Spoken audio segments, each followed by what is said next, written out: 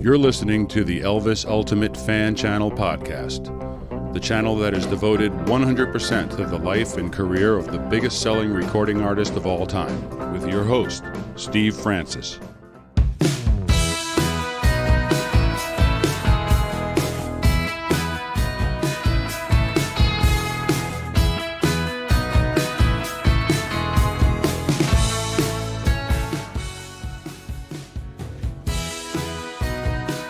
Well, hello everybody. I hope everybody is well.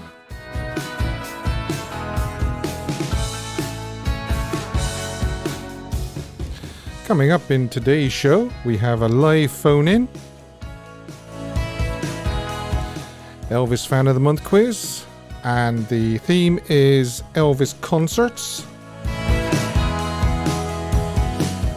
Of course, this day in Elvis history, Elvis Song of the Week. I picked my Elvis Song of the Week. And then, of course, the young ladies' favourites, well, not just the young ladies, but all favourites, is a photo of the week. Also known as cold shower photo. And the way the weather is in the UK and in Europe at the moment, I think everybody could do with a cold shower.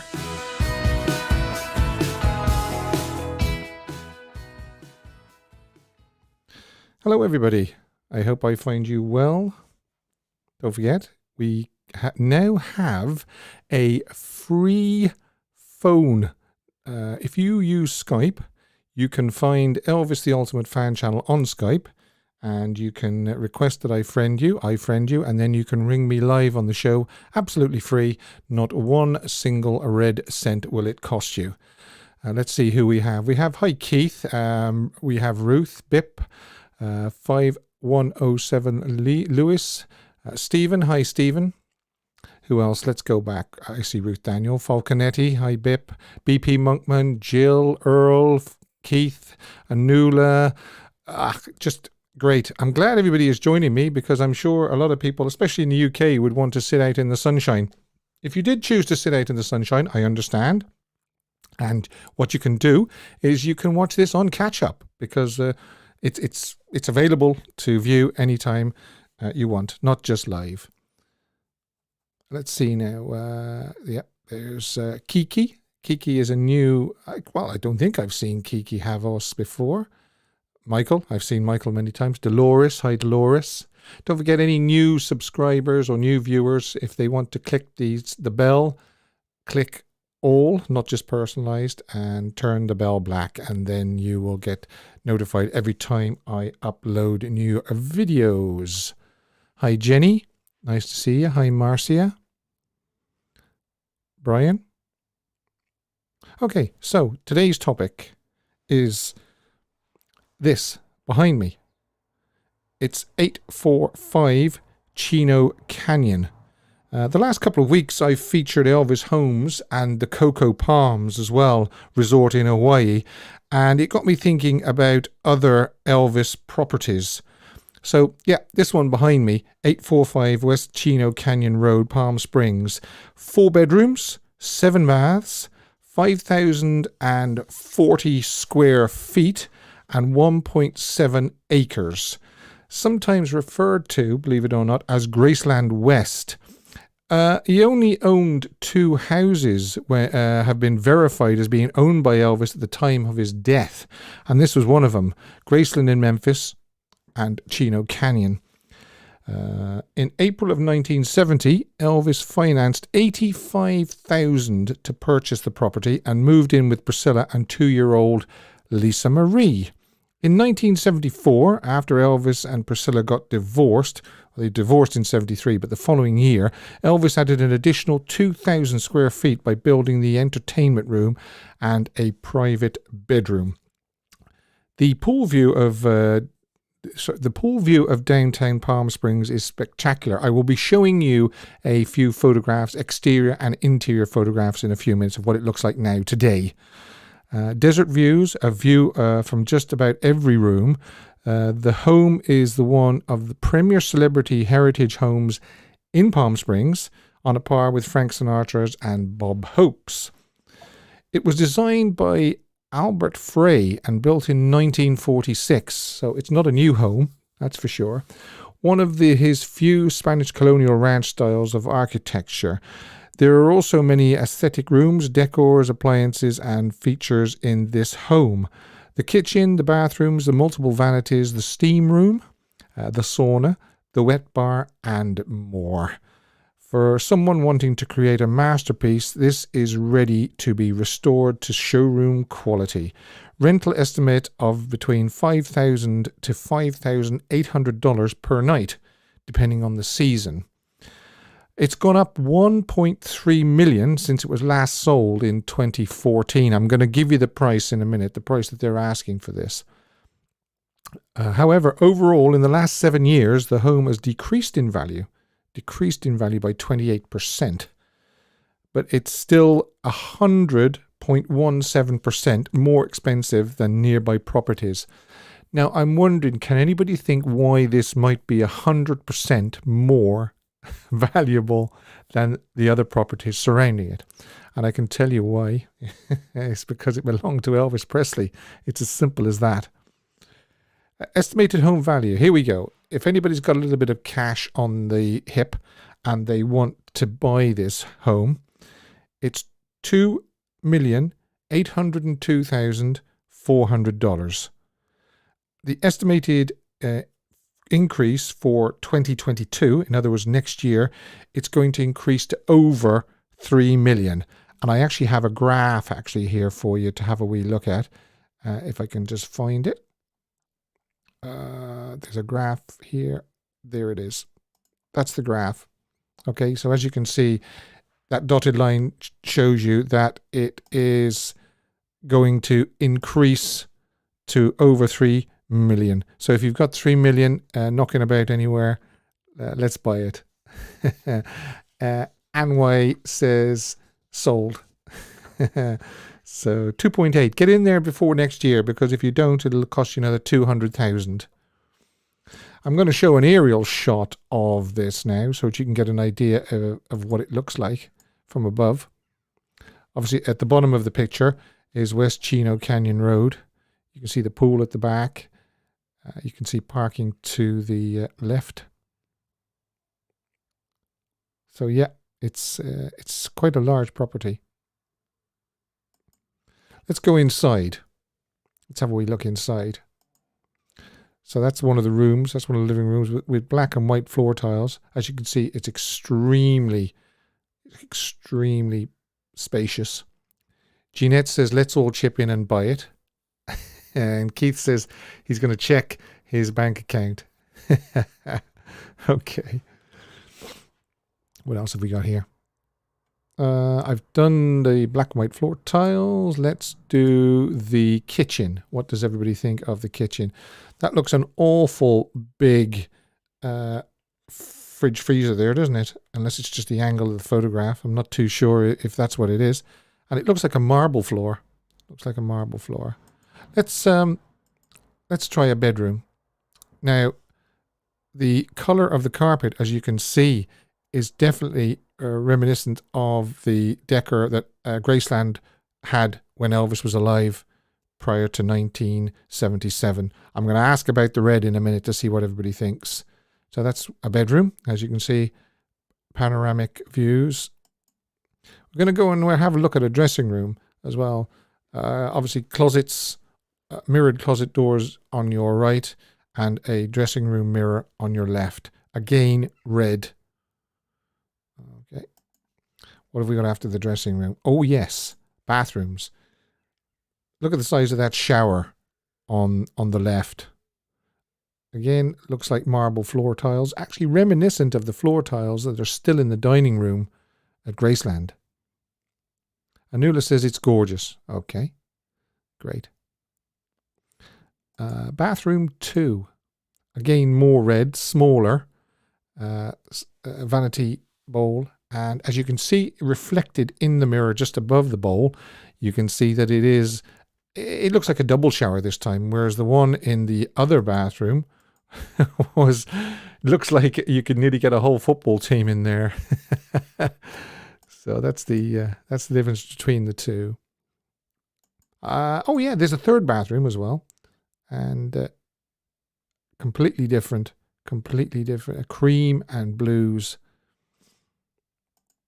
And what have I got after bathroom 3? Oh yeah, this is very nice. This is like a bar and dining room area. So that's really, really nice. No, not even a hint of red to be seen there in that particular area. Yeah, now this is this is beautiful. This is looking out from the living room area, and look at that for a view of the pool and then the mountains behind. Now I'm going to show you a different view of this now. So there's the window we're looking through, and then if we look at that, the window now is on our right, and it's looking back in towards the room and looking through that archway again where the barn sort of dining room area is. That gives you an idea. So then the next thing is out the front. That is West Chino Canyon Drive, just behind that palm tree on the left. And then if we go and look at that, that's the same backdrop that's behind me. And the photograph, the previous photograph, that one there, is probably taken somewhere around about where that brown door is. So that gives you an idea of the layout.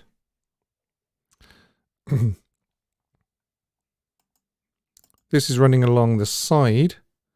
The aerial photograph that I showed you earlier on, if I can just go back to that, and I might just try and point out where that is. So we're looking down at that now, and if we were to look at the extreme right of this photograph, that's probably what we're seeing now actually. I'll just clear that, and we can go back to this, what I call the side of the house, and you can see the wall for obviously privacy and security. What else have I got? Oh yeah, the pool. Yeah, and if you look just to the kind of the leftish, not extreme left, but to the left, you can see that big window that looks out onto the pool, and you can see the couch and the two chairs. So I'm going to show you that again. Pool window. There it is looking out, and then there it is looking towards it. I think that's a fabulous house, and I think we could all club together and rustle up the 2.8 million. They might do us a bargain actually. If we really drove a hard bargain, they might do it for 2.5. Because it's fluctuated quite a lot. Have we got that graph again actually, and we can see how much. I'll just get rid of that pool shot. As you can see, it was at one point sort of nearly 4 million, and then in 2015 and 2016 it went right down to 1.5 million, and then it slowly crept up, and it's going to be about 3 million sometime in 2022. At a guess anyway, that's what they think it's going to do. Who knows? But as I say, if I won the Euro Millions, 100 million or whatever it is most weeks, I would quite easily put 2.8 on the table, and then we could all stay in it. We could all share a couple of weeks once a year in there. We could throw a big party in there as well, couldn't we? Can you imagine? We could actually. Where are we? I wanted to show you this again. We could hold the party in that room. It would safely get us all in there. Okay. So, what does everybody think of the red colors in this house? Some people would say they like the theme. Other people would say that it's kind of overwhelming, too red. They prefer that the cream and so forth. So would if you just hypothetically, if you were to buy it, would you get rid of the red, or would you leave it as is? Let's see what everybody thinks. Yes, I think you're right, actually, Deb. Elvis had to sell Monavale House and split proceeds with Priscilla. That's what happened.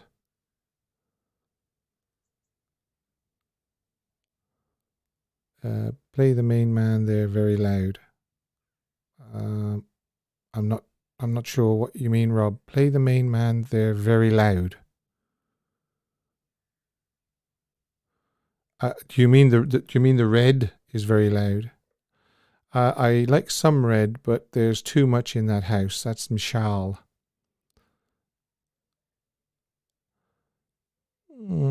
Yeah, well, Helen says she'd leave it as it is. Red is great, except all over the walls. There was a lot of red. There was a lot of red in Graceland, that's for sure. But don't forget, as I said at the start of the show, this was actually called Graceland West at one point. I mean, I don't think Elvis called it Graceland West, but people did refer to it as Graceland West. I'd have red ceilings too, Gazer. Yes. I would leave it all except the carpet. Right. That's obviously that carpet there.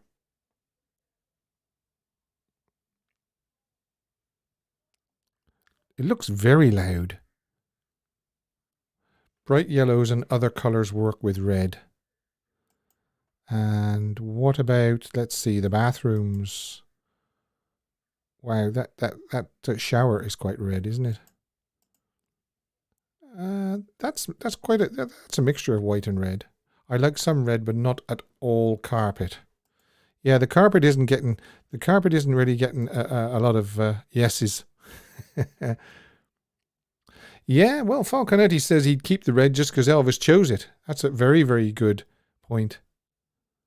And don't forget, a lot of people would want to, if you want to sort of rent it out to Elvis fans, they'd want it left the way that it was when Elvis lived there. Because I know a lot of people say they don't like the way Graceland is now because that's not the way Elvis had it. The white and the blues. Elvis had it in reds. But then again, was that Elvis or was that Linda? Could have been Linda. You see, that's another thing. Maybe it wasn't. And maybe Elvis just said, yeah, go ahead.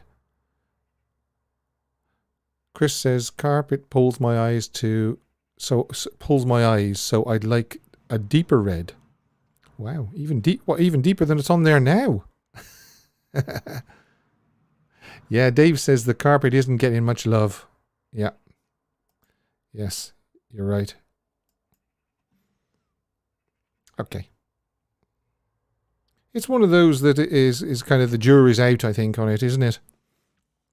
But as I say, let me show you that aerial photograph one more time, and you can just see that the vastness of it. It doesn't look much from the front. It doesn't look much from West Chino Canyon Road, but when you see an aerial shot of it, you can see the potential. And as I say, keep doing the Euro Millions, Steve. Just keep doing the Euro Millions. Targeted Radeth says it was Linda that did the red. Well, it was Linda that did the red in Graceland, yeah. I don't know who did the red in Chino Canyon. Burgundy red is better for carpeting. It was Linda. Elvis just let her get on with it.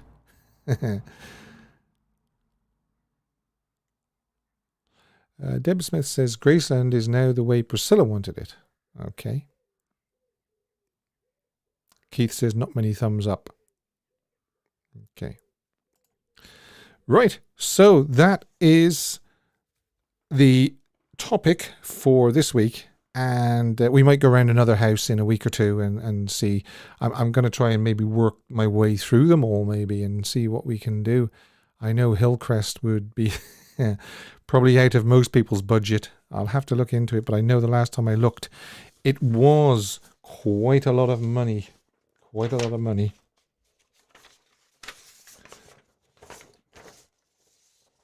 Okay, yeah, it's holy bleep, I finally caught up with you again. Yeah, where have you been, Elvis? You've been away for quite a while, actually. I haven't seen you for a while. It would be true Elvis fashion to buy and completely renovate. Yes, that's right, Sarah. Now, don't forget, this is the last month of Fan of the Month quiz, because we won't actually be doing one per se in August. What we will be doing is we will be doing Fan of the Year, and there will be a Fan of the Year and a runner-up on the 15th, Sunday the 15th, the night of the Candlelight Vigil, and somebody will win a big prize for being Fan of the Year, and then another... Elvis Presley, thank you very much for the super chat. Good to see you, my friend. It's good to see you as well. So as I was saying, you've got the main prize of the year, and then you've got a runners-up prize as well. Kindly donated by my engineer, Dave. My engineer, Arkansas Dave, he's better known as, but I just call him Dave. No red for me, no like. Marcia doesn't like the red. I don't think Elvis ever owned anything in Hawaii. He definitely leased the house when he was there in 1977.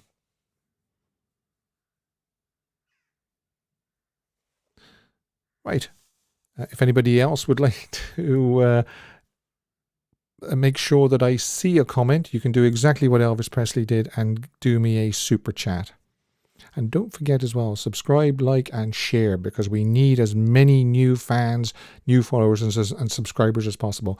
You can tweet me on @SteveFrancis5. You can find me on Facebook, Elvis the Ultimate Fan Channel. And for the very, very first time, if you do want to call me free, you can call me Skype to Skype. Just search Elvis the Ultimate Fan Channel. Falconetti says, if everybody clicked right now, we would have 126 likes, and that's a good thing, right? Yes, it is a good thing. Of course it is, yeah.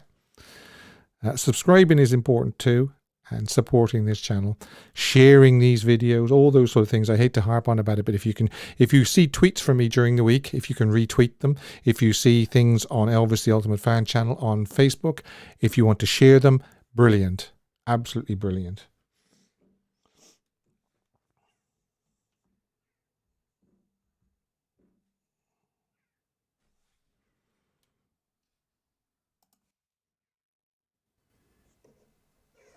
Hello, who is ringing? Elvis the Ultimate Fan Channel. Hello. Right, that's a very, very bad line. Unfortunately, I can't hear hardly anything, so I'm going to have to just drop that call. But if they want to try and call back, that's no problem. As I say, call me free on Skype. Search Elvis the Ultimate Fan Channel. Okay, now unfortunately, whoever that was, it wasn't a great line. It wasn't a great line. Chris, I know you always retweet. You're very, very kind. As I say, if anybody else sees tweets from me or any posts on Elvis the Ultimate Fan Channel, Elvis, you're being very, very generous tonight. Let's get more likes, folks. Yes, likes, shares, and retweets and so forth. The guest house is superb. Well, Dave, I'll have to take your word for it because I've never been to the guest house, I must admit. So are we going to do this wonderful Fan of the Month quiz? Elvis concerts is the theme today. I just ask everybody to hold off ringing while we're doing the Fan of the Month quiz. But if you want to ring in after the Fan of the Month quiz, I'd be delighted to speak to you. Right, okay. So, in tribute to the King, hi Steve, love your channel. Thank you very much. Tell as many people as you can about it. Okay, actually I do have another call coming in, so I will take that. Who's calling Elvis the Ultimate Fan Channel?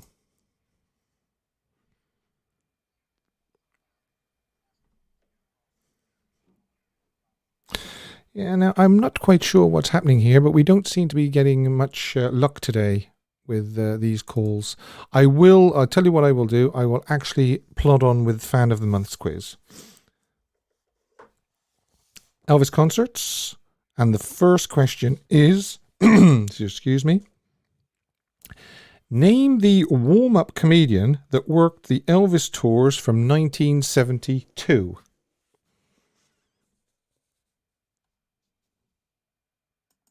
What do you think of that?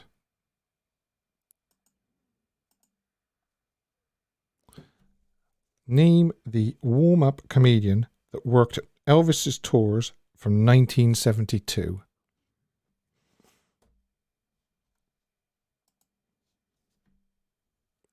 Who is going to... Yeah, it's Jacqueline C.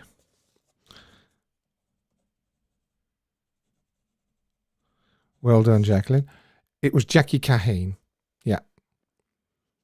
The guy that unfortunately was booed off the stage at Madison Square Garden on the 9th of June.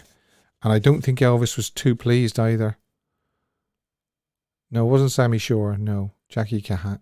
Somebody put Jackie Kahane, but it's Jackie Kahane, yes. JC22, well done. Rob Jones. JC22, yeah. Somebody put Jackie Chan. Yes, Jackie Chan. Yeah, thanks, Dave. Jacqueline C is correct. Don't beat yourself up about it, Elvis. Not everybody can, type correctly or accurately fast enough, or not everybody can just pluck it out of their head. Okay. Right, so I will just make sure that everybody that washes through. Somebody says, see the $sign, ? Basically what it is, yeah, I think he's directing people to the super chats.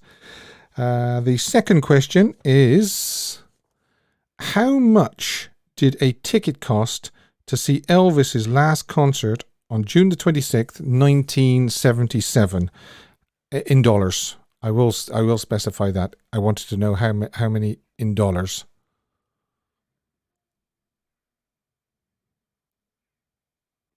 Yeah, they said they wanted a sex symbol. He was bad and everyone wanted to see E. Yeah, they were just kind of getting very sort of impatient to see him. Yeah, it wasn't a nice thing, I suppose, to... Okay, Ruth is saying $5, $17.50, and why $15. Well done. Well done. Okay. Elvis is 10. Anulis is 15. Paul Black. Rob Jones. Gaza. Bip. Jeanette, 15. BP Monkman, $7. That would have been very, very cheap. Although that being said, $7 was a lot more than what it is now. That's for sure.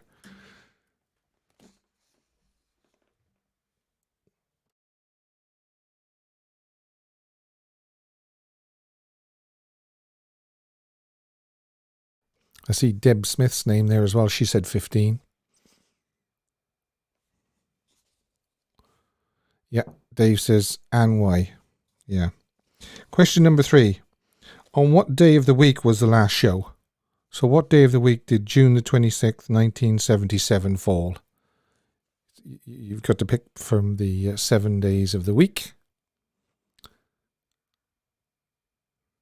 Yeah, Keith says $15. The mind boggles. You wouldn't even... A couple of cups of coffee now would cost $15. I would imagine that anybody that saw Elvis would tell you that it was the best $15 they ever spent.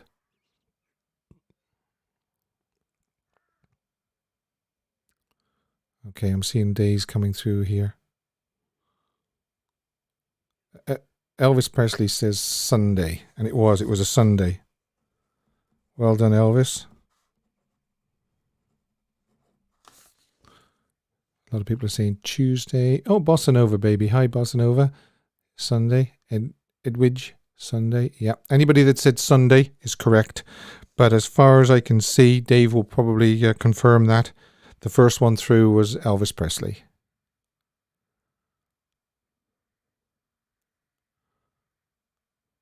Yeah, yeah.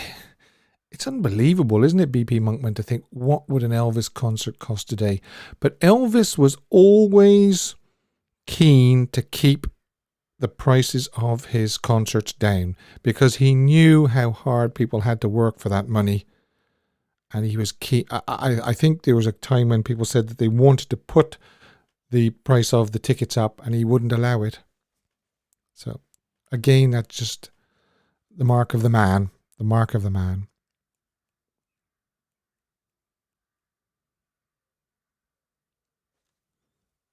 Okay, I think that's probably washed through and I can go to the next question. Not much typing in this next this next answer, you'll be glad to know. Yeah, so on the black market, some tickets can cost $200 or $500. I would imagine some of the really, really big acts on the black market would fetch maybe $1,000. Yeah, what a good man Elvis was, thinking of others before himself. I completely agree, but he always used to do that. He was selfless. Yeah, and Chris agrees with me, saying mark of the man. No, it wasn't. It wasn't about money with Elvis.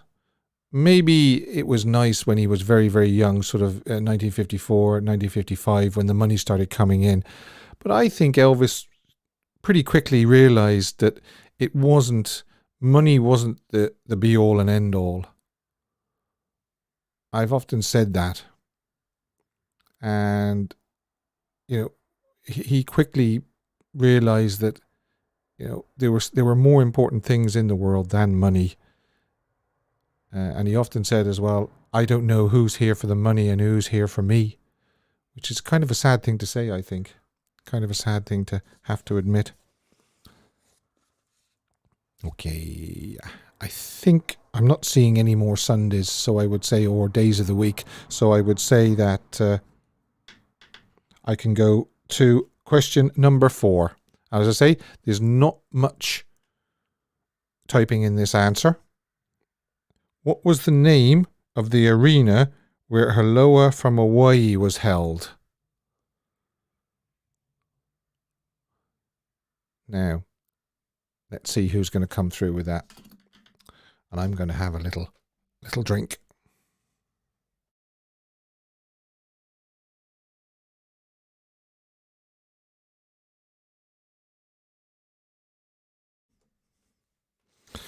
What was the name of the arena where Aloha from Hawaii was held? It's quite an easy one. I think it's quite an easy one anyway. Especially if you have the album, because it says it on the album. Marie's the name, Honolulu International Center. Yep. Marie's the name of his latest flame. Don't forget, anybody that's been first, got the question right, and has only done it once, gets put into the hat for Elvis Fan of the Year, for that great big prize that Dave is going to sort out for you. Rob Jones says Honolulu International, but I did actually want Honolulu International Center. I would have accepted HIC. I know everybody's thinking now, I just typed out Honolulu International Center, and Steve is saying he would have accepted HIC. Yeah, there's a statue outside. Yes, that's right. Elvis says, I have a friend in Hawaii, and she took a picture of the statue for me. Hiya, Jake. How you doing? Long time no see. I hope you're keeping well. Yeah, you said not much typing. I did, Deb, yeah. Because I thought most people would type HIC. I'm a bit sadistic with some of these questions, aren't I? This is a good one. Now, I promise, you, hand on heart, there is not much typing with this question 5. I'll just wait till HIC washes through. Rob Jones says HIC. How many shows did Elvis perform at Madison Square Garden in June 1972? 2. So that will be very, very quick to do this. Very, very quick.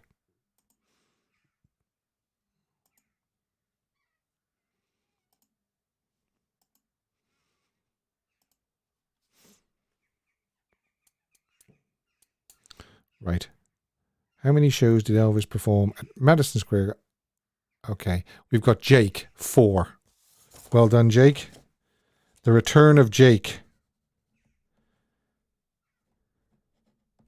Good to see you back. And for everybody that's saying 4, I'm just going to confirm it. Wow, look at all those there. Bossa Nova Baby says maybe 4. Yeah. Wow, there's so many people getting 4, 4, 4. Okay, so you've got 8:30 on the 9th. You've got 2:30 and 8:30 on the 10th. And 2:30 on the 11th. 4. Okay. I saw the number come up before you asked the question. Yeah, I think you might have to refresh that, Elvis, because that happens sometimes. Chris told me how it happens and what you have to do to stop that happening.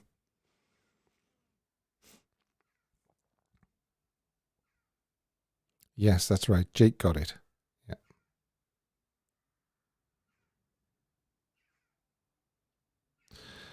Michael says that his dad paid 12 for a ticket in 1976.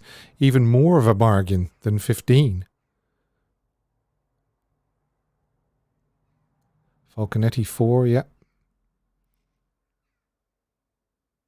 Yes, BP Monkman, and I have just accepted your friend request on Skype. But I would caution anybody to actually ring until I've finished the quiz, because it kind of breaks it up a little bit.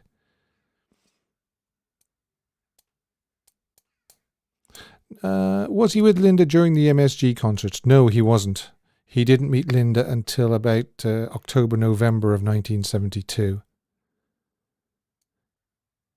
He was kind of, I think Priscilla left in February 1972. So he was kind of just a little bit in limbo in June 1972. Yes, that's right. Have fun at Elvis Week, Jake. You're going to Memphis, I understand.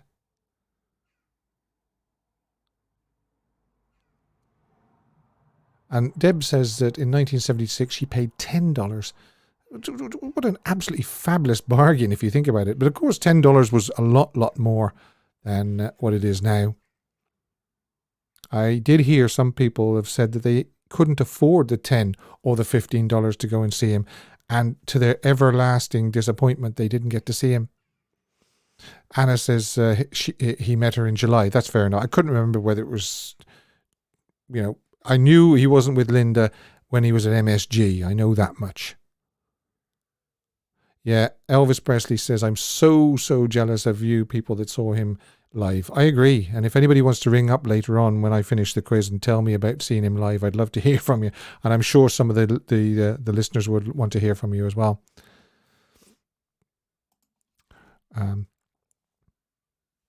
Wow, I mean, 5 in 1976.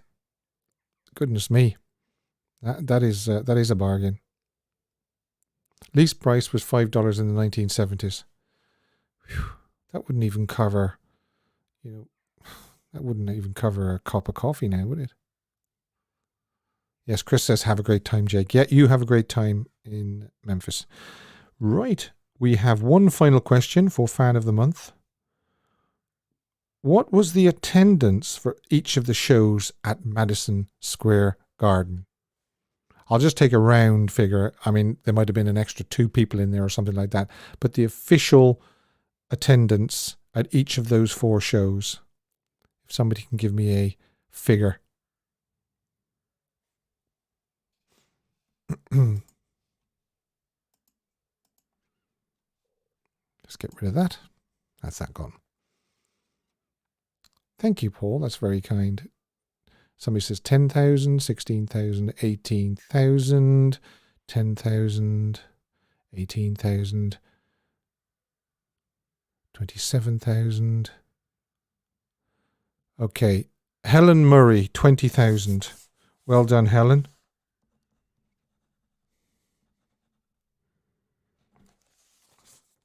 So 80,000 people saw Elvis at Madison Square Garden.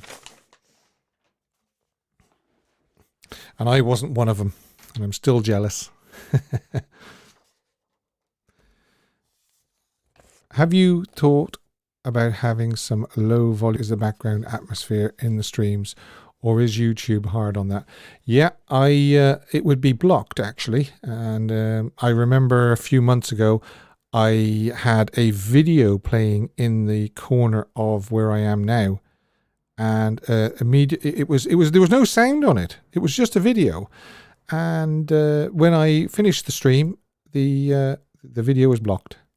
It was Elvis in August 1970 singing "Make the World Go Away," and I was asking people without sound what they thought he was singing, and people were answering. So I know I'd love to have background music. What was the answer, Steve? The answer was 20,000. Falconetti is saying 25,000.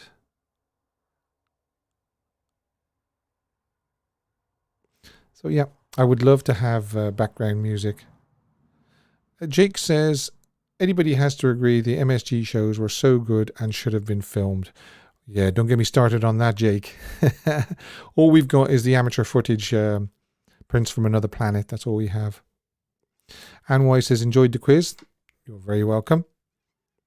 I'm going to do this day in Elvis history now, but if anybody wants to give me a call and tell me what they think about the Chino Canyon house, the Red, and if anybody wants to ring me and tell me about seeing Elvis in concert, they can do that as well.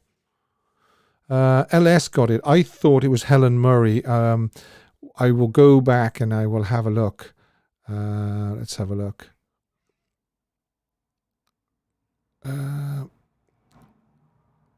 LS 20,000. You're quite correct, Dave. I'm sorry. And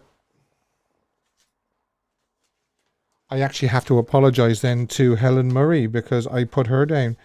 I'm sorry about that. I'm sure Helen will forgive me. I hope she will. Anyway. Okay.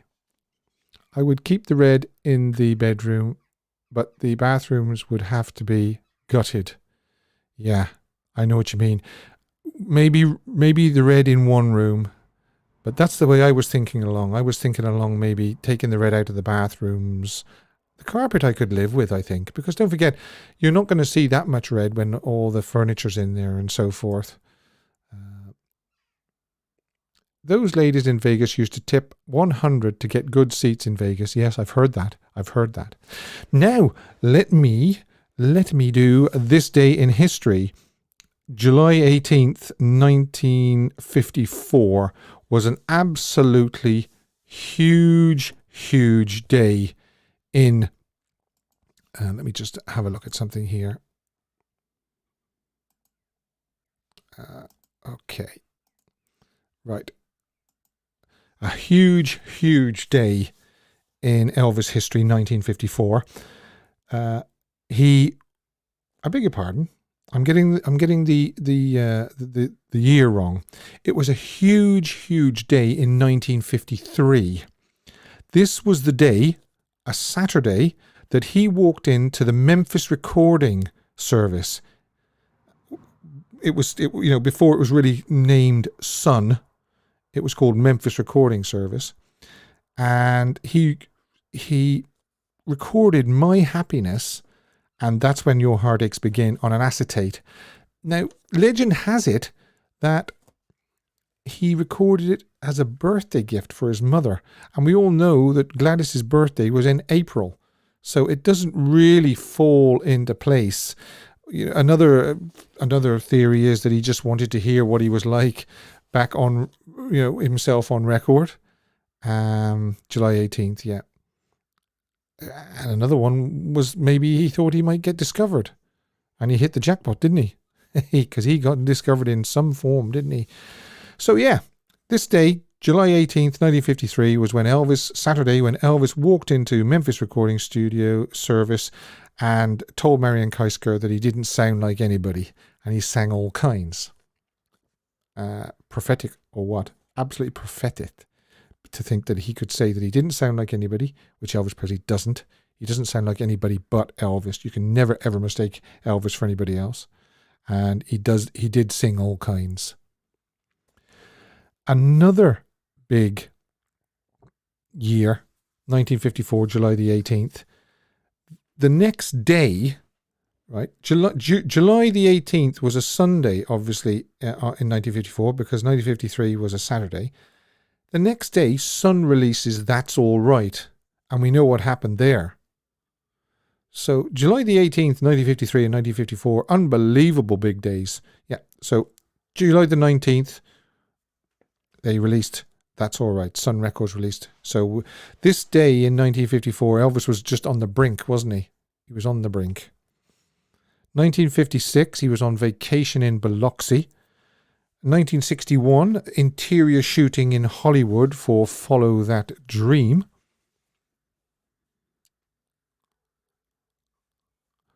I'm not too sure, Jill. That's a very, very good question. Loads play Elvis songs and videos. Why can't Steve?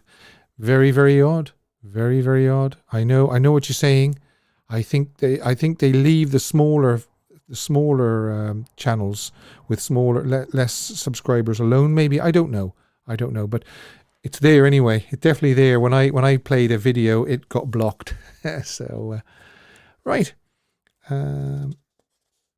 1961, interior shooting for Follow That Dream in Hollywood before going to Florida. 1963, on this day in history, the film's cast and crew of Viva Las Vegas traveled to Las Vegas, where they stayed at the Sahara Hotel, location shooting for Viva Las Vegas. 1964, he was shooting Girl Happy in Fort Lauderdale. 1966, Double Trouble. He was working on Double Trouble. 1968, Elvis is in Cali relaxing before heading to Apache Junction for filming of his next movie, Charo, later in the month. 1969, the rehearsals for opening night in Las Vegas began. So it was getting very, very close. July 18th, it was only another, week or so, wasn't it? 1970, we have rehearsals for the upcoming shows in Las Vegas were held at the MGM studios in Culver City and were filmed for use in the documentary that would be titled Elvis, That's the Way It Is. 1973, at home in Graceland, preparing to record at Stack Studios, Memphis later on in the month. He was probably at Graceland and he was probably going through songs and so forth. 1974, short vacation in Hawaii. And then I've got some pics actually for 1975. 1975, Elvis performed at the Cleveland Coliseum, Richfield, Ohio, 21,000 people. And basically he was wearing the totem or the gypsy suit. He looked particularly good that night. He looked great actually. Even though that isn't my favorite suit, I thought that was quite good. We have another shot there, as you can see. The stage there looks like it's made out of metal or something with the ribbing in it. Almost like roof material. It's a very strange sort of...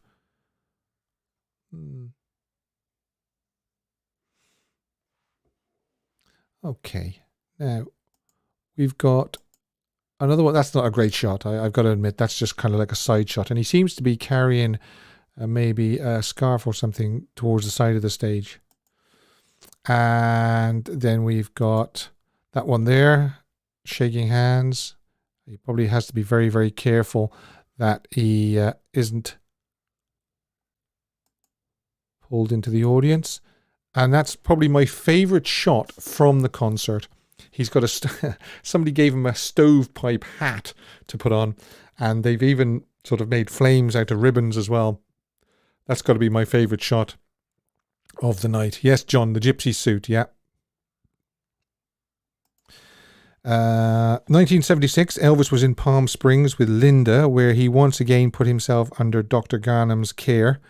And of course, he was, let's see now, the 18th, he had fired Dave and Red and Sunny just over a week ago. So, and 1977, he was in Graceland. Right. Now, as a lot of people like this section, this is Pick of the Week, Picture of the Week. Any shot is a good shot, Steve. I agree. And you're going to love this next shot then if you think that this if you think that was a good shot. I just love it. I always have since the since the first time I saw it decades and decades and decades ago. I thought, what a fabulous shot. And what a great character to put it on and sing, or at least talk to the audience. You can see the mic up at his lips there. He's either singing or talking to them anyway. Okay. Now, Pick of the Week comes from June 1959. During a 14-day army furlough in Paris, reservations had been made for Elvis, Lamar Fike, and army buddies Rex Mansfield and Charlie Hodge to stay in a top-floor suite overlooking the Champs-Élysées at the pricey Prince de Gaulle, Prince of Wales Hotel. And stand by. There it is. You can actually see the Prince of Wales Hotel behind him. Now, what does everybody think of that? I know a lot of the people like to see Elvis in a uniform, whether it be his army uniform, or I showed it a couple of weeks ago. He was in a policeman's uniform. Jill says we'll need a paramedic, question mark. Will we need a paramedic? Well, it's up to you, Jill. There it is. That's the Pick of the Week. We're going to do the Song of the Week in a minute as well. I might just go back to Pick of the Week afterwards for another look if you want to have another look at the end. Dave says he doesn't like Ganem. There's a lot of people that didn't. A professional film camera was on stage at all 4 MSG shows. You can clearly see it on all home movies at the beginning and end of each show. The same camera on a tripod can be seen on some Elvis on Tour outtakes. Yes, EP1. I've seen the photographs of the camera on the tripod at some of the Elvis on Tour concerts, ones that they claim they weren't filming. So if they weren't filming some of those shots, so some of those concerts during Elvis on Tour, what is that camera? What is that camera? Yeah, I'm taking calls now, Dave. Yeah, anybody wants to ring, that's no problem. Ring me free on Skype if they want. They just search for Elvis the Ultimate Fan channel, send me a friend request, and I accept it.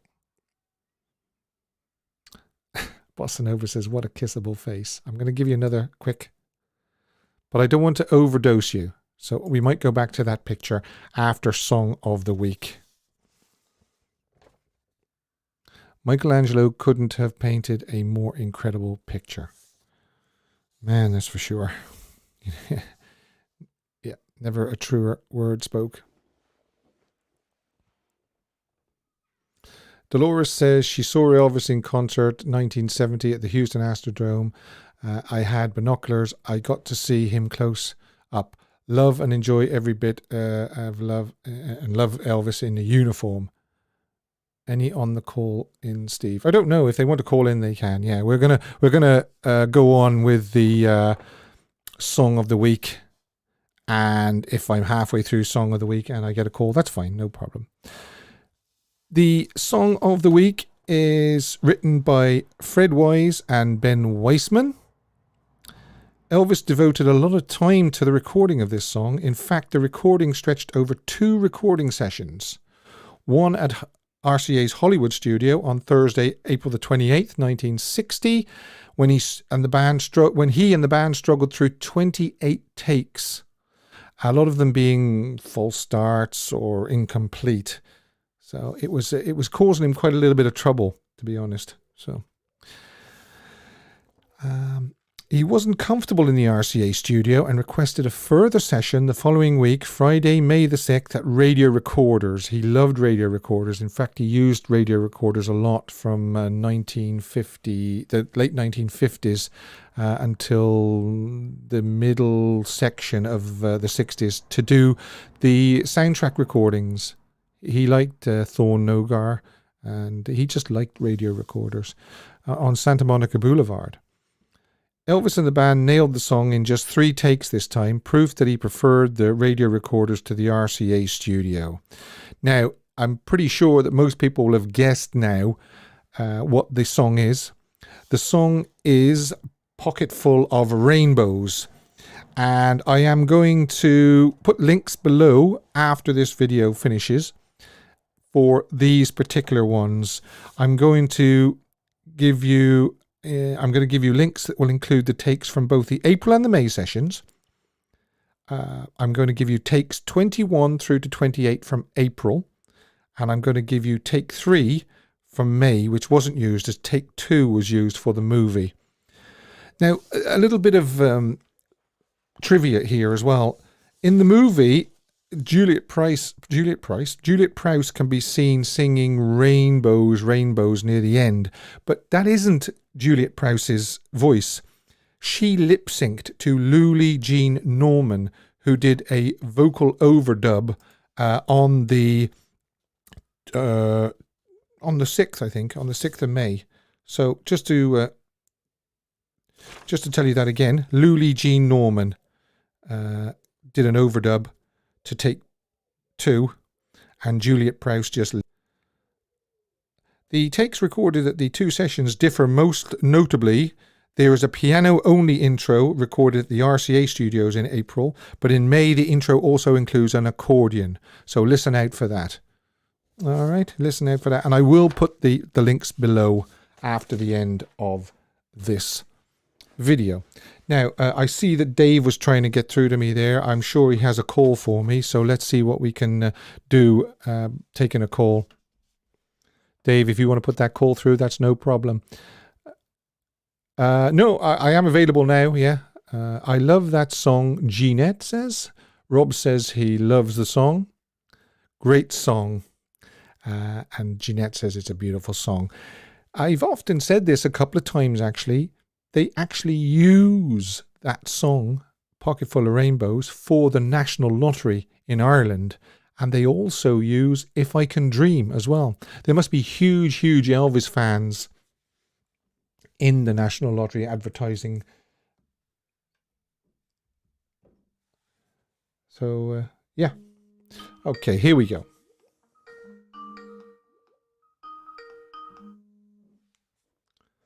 Hi, who's calling Elvis the Ultimate Fan Channel?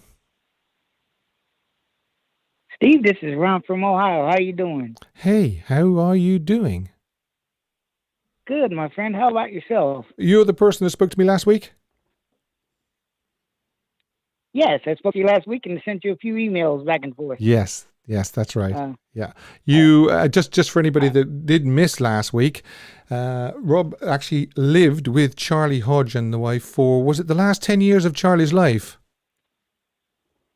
Oh, no. That's not me. I know who you're talking about. This is Ron from Ohio, the guy that I told you I was in a wheelchair. Oh, yes. Sorry. Yeah, I'm getting you mixed up. Oh, I tell you what. That's okay. That's Robbie that I was speaking to last week, wasn't it?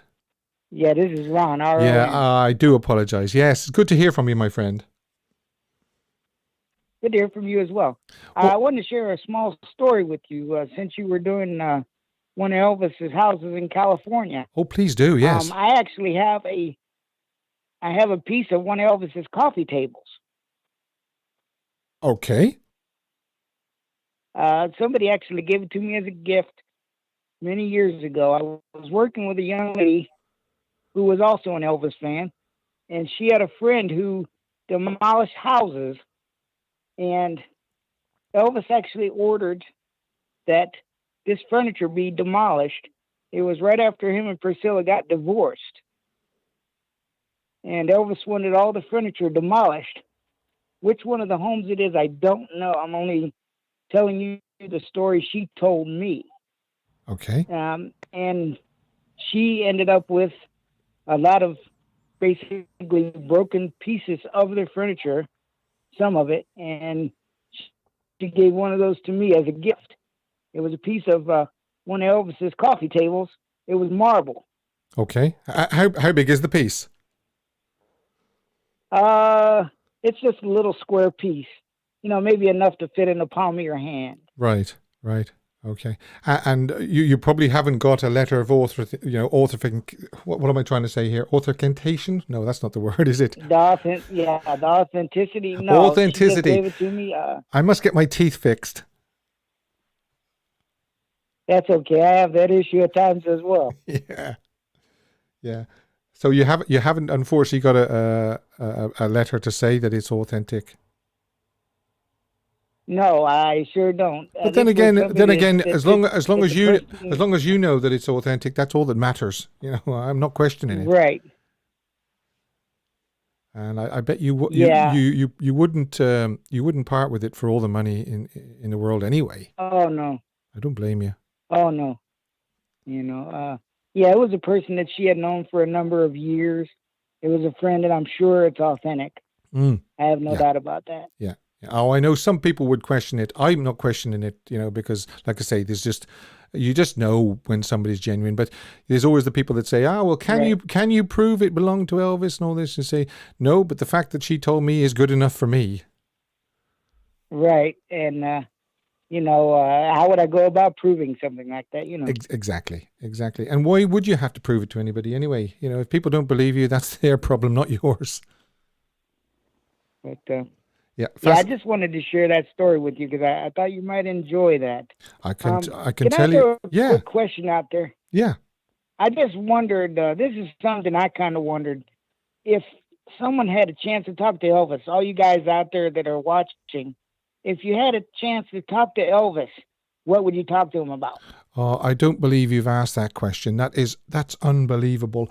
I was thinking about the August the 15th show this afternoon, and I was thinking, what can we do for that day, with it being such a special day?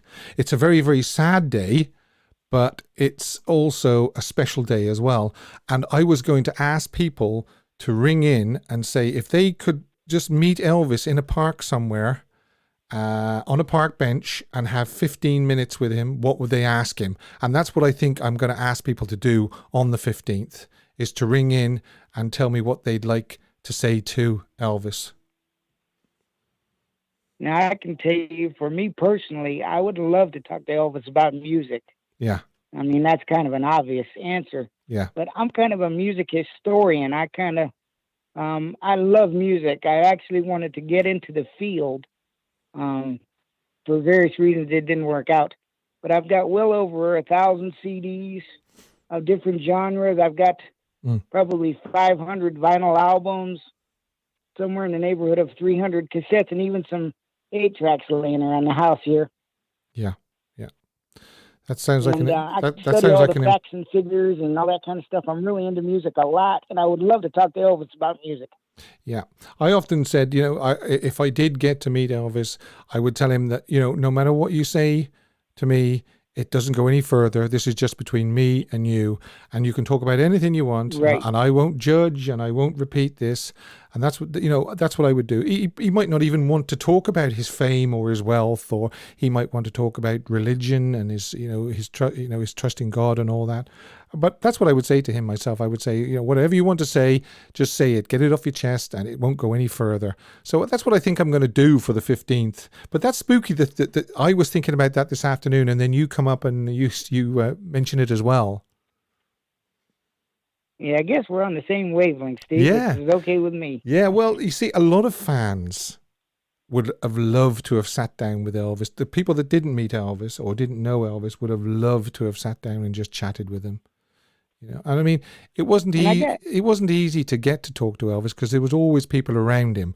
But the situation I'm talking about is it's just you and him and nobody else. And nobody else is around to see him or recognize him. It's just one-on-one, you and him. And it's amazing. And I'm sure a lot of other people have experienced this as well, and probably yourself. How many different artists I've discovered through Elvis.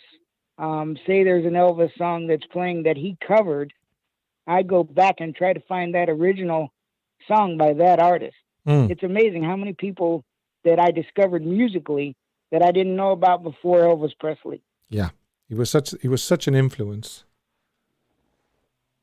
He really was. And I mean, there was nothing that he couldn't sing. I mean, nothing. My He song, could sing any genre that he chose to. exactly. Exactly. James Burton said this man could sing anything, anywhere, anytime. I said a couple of weeks ago when my song of the week was Tomorrow is a Long Time, you know, the Bob Dylan song. I said that Bob Dylan, when Yes, he it's went, actually one of my favorite Elvis cuts. yeah, Bob Dylan actually said when he found out that Elvis had cut that song, it was the proudest moment of his career, and it still is to this day. That when he heard that Elvis had cut that song. And I guess that he did a song that was kind of loosely based on Elvis called I Went to See the Gypsy. Yeah, That that's was right. the Bob Dylan song, and apparently that was loosely based on Elvis when he met him. That's another topic I'm going to do one week, is songs that are either about Elvis that people don't know might be about Elvis, or were inspired by Elvis or whatever. So I'm going to do that as well. And I know a lot of people will, say, I didn't know that that song was about Elvis. I mean, there's obvious ones like Walking in Memphis by Mark Cohen, but there's other ones which are more obscure. And as you say, the Bob Dylan song, I Went to See the Gypsy, that a lot of people wouldn't even realize that was about Elvis. Yeah, I mean, and you wouldn't even realize it really listening to the song. You would have to know kind of ahead of time that was about Elvis. Mm. Somebody told me that the Bangles' Eternal Flame was inspired by Elvis. Ah, that could very well be. Yeah, the Eternal Flame in the Meditation Garden. I noticed that you were showing photographs from the Cleveland Coliseum there when Elvis was there. Yes. Now, obviously, I wasn't there when Elvis was there, but I went to see the Highwaymen there. I live in Ohio, obviously. Yep. And I went to see the Highwaymen there, Johnny Cash, Waylon Jennings, Chris Christopherson, and Willie Nelson there. And that was the one and only time I was there. Cleveland Coliseum is not there any longer. Oh, is it not? It's been taken down, is it? Yes. It's quite sad. There's a lot of places actually that Elvis appeared in which are no longer standing. It's like the one where his last concert was, Market Square Arena in Indianapolis, was pulled down, wasn't it? There's a plaque there, I think, but it's a parking lot now. Yes, one of the fan clubs actually, I think, paid for a plaque there, where it stood. It's no longer there. I mean, this is a typical Elvis answer, but I wish they would have left it standing just because it was the last place he performed. Yeah. And, it was an Elvis landmark. Yeah, I agree. So we're losing so much now connected with Elvis. Look at the Cocoa Palms as well. I mean, that's another place that could be demolished. They're saying it's not going to be demolished. It's going to be sold at auction. But, when they start talking about demolition, maybe it will be. It's just so sad. Lou Dane actually says that she comments here, I would love to know all the songs inspired by Elvis. Well, that's going to be a topic, Lou, coming up, hopefully. Well, with you and I getting older, Steve, anybody associated with the Elvis world is getting older as well. Yeah. You and I kind of discussed this the last time we spoke. I know you're getting ready to turn 58. Yeah. I'll be 58 in November. Yeah. And when I became an Elvis fan, I was 8. Yeah. So that's one of the problems I'm getting now, trying to get people to interview on the show. Some of them are either unfortunately passed over. We lost Becky Hartley Yancey there last week, and a lot of these people are in their 80s now, and it's not easy for them to come to the phone and talk to me. It's just not an easy thing to do, unfortunately. So time is running out. You're quite correct. Yeah, I know. I had emailed you, and we had discussed Sam Thompson. Yeah.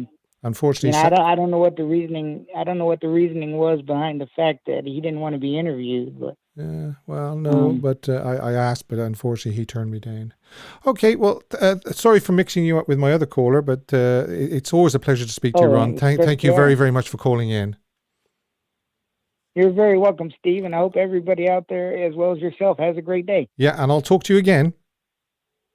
Talk to you soon. Okay, bye-bye. That was young Ron.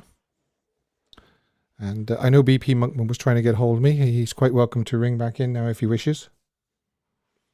What we got? I would ask him to simply hold me in his arms. Yeah, that would be nice, wouldn't it? Black Velvet by yes, Black Velvet is another one. A Crazy Little Thing Called Love, Freddie Mercury. Stevie, call me old. Hell, he's younger than me. Yeah. I agree, Dave. He was and is a great caller. Jeanette says, depends how many words I can speak in between smooches. Okay, well, I'm going to have to lay down a rule here, okay? When the people meet Elvis on this park bench with nobody else around, okay, they're not allowed to give him more than 2 kisses. A kiss hello and a kiss goodbye. None of this non-stop smooching. That's just not allowed, okay? And just for good measure, there... okay, is the cold shower photograph again. Okay.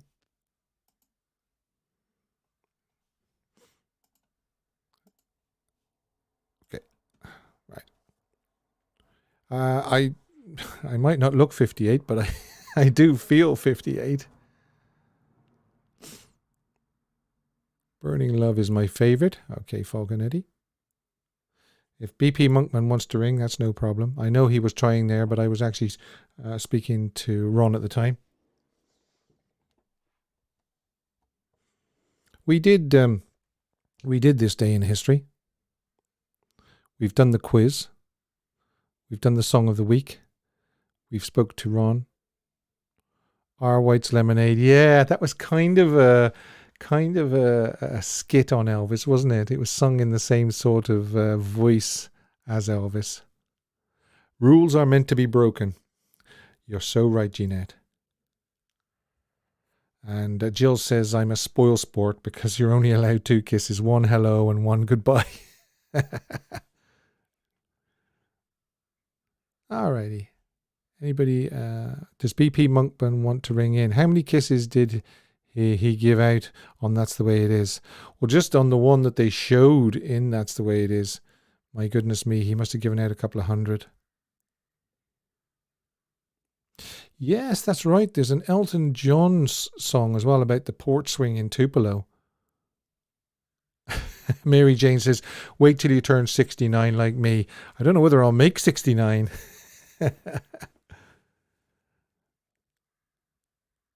Oh, Helen, well done. Yes, interview with Larry Geller is going to come up after Wednesday's live stream show. Part 1 of the Larry Geller show, because I'm breaking it into 2 pieces. And part 2 is really good as well as part 1. Part 2 is really good as well. I've saved plenty for part 2.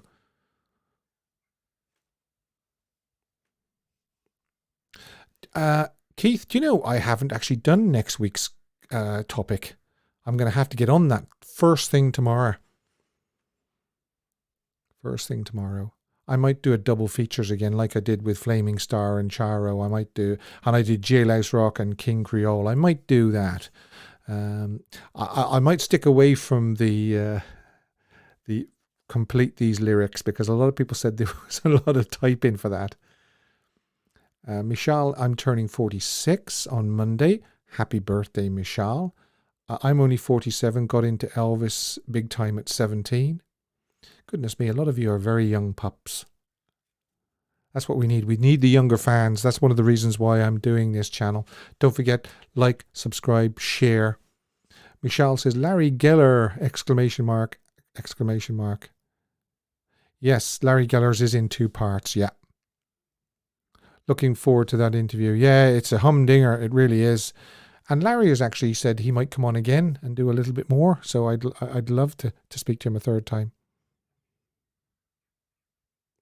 Oh, Marcia, you saw Billy and Joe today. They look great. Yeah, they do. They look fine. JC22 says she's looking forward to the Larry interview. I can't. No, I can't help Falconetti. He says, "Can you help Marcia? She's going nuts about Vincenzo's call." I can't. I'm not sure whether that was Vincenzo, the first call that came through, and I couldn't hear anything. I could just hear like a robotic voice. I can't. It's just sometimes the lines are like that. Elvis needed Larry in his life. Matt says it's very hot in the UK. Mary Jane, Michelle, you're very welcome. Michelle, very, very welcome. Happy birthday for tomorrow.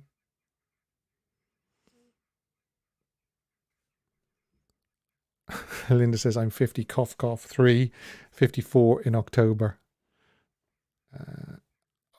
You're playing Elvis to your grandchildren. That's what I like to hear. I love to hear that. Mary Jane, 26. Good heavens. You're just a baby. That's what Elvis said when he met Priscilla, wasn't it? It was, wow, you're just a baby. I don't think she was very happy about that. I hope I haven't offended you, Mary Jane, by saying that. Jerry is still alive. Yeah. Jerry Schilling. I've tried Jerry Schilling, actually, with no luck. And I'm still waiting to hear back from Anne Margaret. I have got somebody else quite big, hopefully, after Larry's second interview. Larry Geller, part 2. I'm going to, fingers crossed, another big guest. I consider Larry a big guest as well. Another happy birthday here. Sharon Von Willer. I'm turning 65 on Tuesday. Don't look or feel 65. Good. I'm glad to hear that. And happy birthday for Tuesday. Matt's only 26. Actually, I'm quite surprised, actually, how young some people are on here. I mean, Elvis would have been gone a good 20-odd years before some of the viewers on here now were born.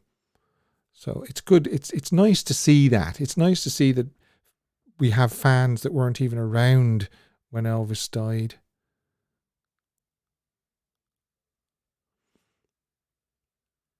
Jerry won't talk to anyone. Well, that's fair enough. That's Jerry's choice. Gaza says, I'm 50 plus tax. It depends what tax rate. I know that there's different tax rates, but you're 50 plus tax. I don't know how we got on these the topic of ages, but it's very interesting to see that there's young and old on here. Yeah, I mean, Dave says Jerry has done several interviews, but maybe he's given up now. I don't know. Yeah, Helen says, happy birthday, Sharon, for Tuesday. I'm not sure, is BP Monkman still on chat? If he does want to ring in, he's quite welcome. Let me know when you're in California. I'll treat you to dinner. That's very, very kind, Jeanette. That's very, very kind. Thank you. Matt says it's due to his father that he got the Elvis fix. Yes, Jill, thanks for saying that. Girls, Girls, Girls is on TV tomorrow at 9 p.m. Talking Pics. That's for anybody in the UK that has satellite or streaming. There's a channel called Talking Pics, and Girls, Girls, Girls is on. I agree, Dave. It's always special to hear about the younger generation of fans. You hugged when you got there and hugged and kissed when you left. I take it you're talking about Elvis, Marcia.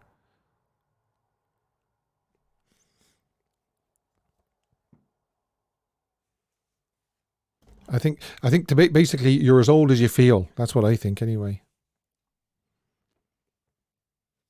Wow, Danielle says, I'm only 39 and only been summoned by Elvis last year. Very happy that happened. So you are quite a new fan then, Danielle. Yes, you've probably still got quite a lot to discover.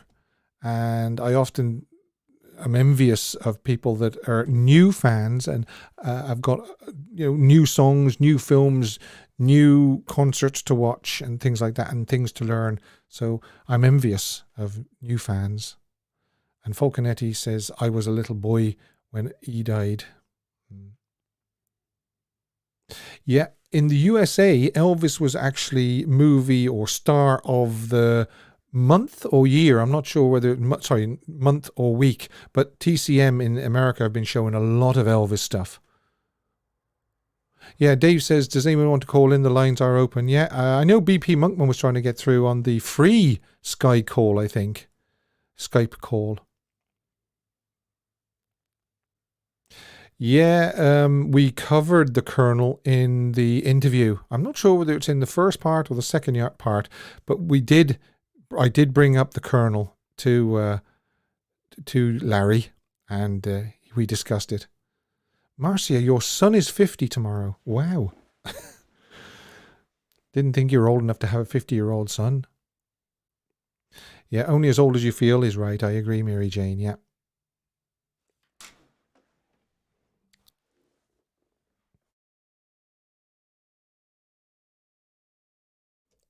Don't forget, it is if you are a Skype user, you can find Elvis the Ultimate Fan channel. Send me a request, I accept it, and then from then on, you can ring in the live shows completely and utterly free. Yeah, Michelle says welcome to the fandom. Yeah, and welcome to the family, Elvis the family. Yeah.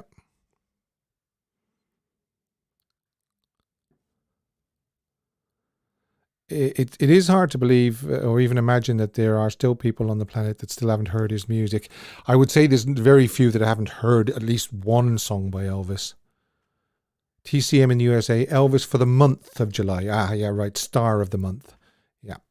Unfortunately, TCM in the UK and Ireland isn't doing it. I hope they do. They might do it next month. He might be actually, August would be the right month to do it, because obviously with him passing away in August, they should do Elvis Star of the Month, TCM.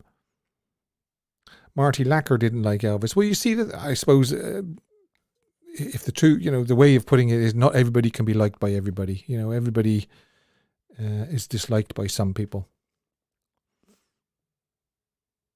Wow, Eleanor, 71. Goodness me. Well done.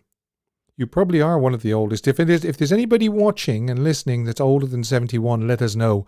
But I think probably Eleanor Honeywell is the oldest. I was 7 years old. Neither of my parents were Elvis fans. I don't think any of my family either. I heard Elvis on the radio and had one single record given. It was, I believe, Peace in the Valley. Yeah, I think Deb says that most of the Memphis Mafia didn't like him. I think they misunderstood. Jenny says 73. Any advance on 73? If there's anybody watching that's older than 73. Wow. Hi, Jenny. Yeah, as I was saying, Marcia, 74. Okay, there you go. It's going up and up and up. Well done, Marcia. Yeah, I think Larry was misunderstood. He said as much in the interview that the stuff that him and Elvis were reading and studying was kind of off the wall, kind of weird, if you like, in the 1960s. It's more accepted now, but then... Yeah, Helen says, Colonel did not think Larry was a good influence on Elvis. Wow. I'm 79, soon to be 80. Okay, Loretta, I think you're definitely going to take the prize tonight for being the oldest, most senior watcher tonight. That's very impressive. 79.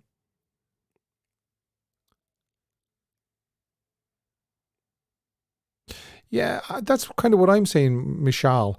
The ones who didn't like Larry didn't understand what Larry and Elvis's relationship was about. I think that's what it was. They didn't maybe understand what Elvis was getting from Larry. That's probably what it was.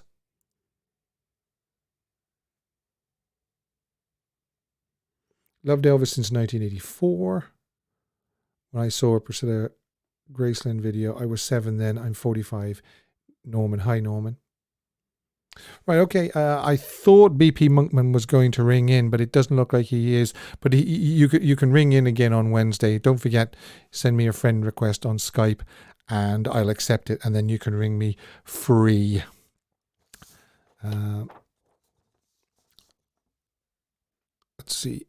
Very misunderstood religious philosophy. How do you support the channel? Basically, how you do is there's a link below for Buy Me a Coffee, and you click on that and you can buy me some coffees, and then I use the money for the channel.